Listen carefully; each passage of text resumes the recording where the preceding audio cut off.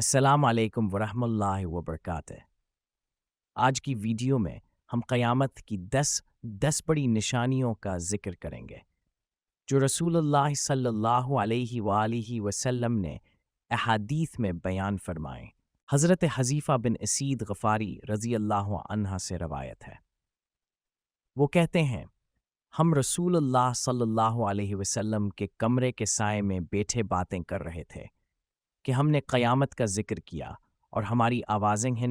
بلند ہوئیں، تو رسول اللہ صلی اللہ علیہ وسلم نے فرمایا قیامت اس وقت تک ہرگز نہیں آئے گی جب تک کہ اس سے پہلے 10 نشانیاں ظاہر نہ ہوں۔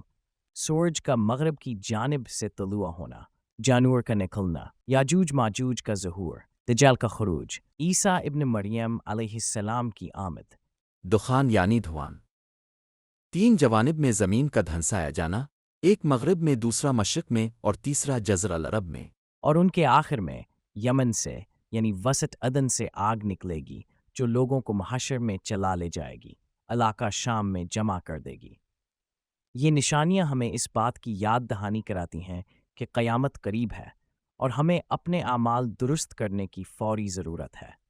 نماز، توبہ، صدقہ اور دین کی طرف رجوع ہمارا اصل ہتھیار ہے۔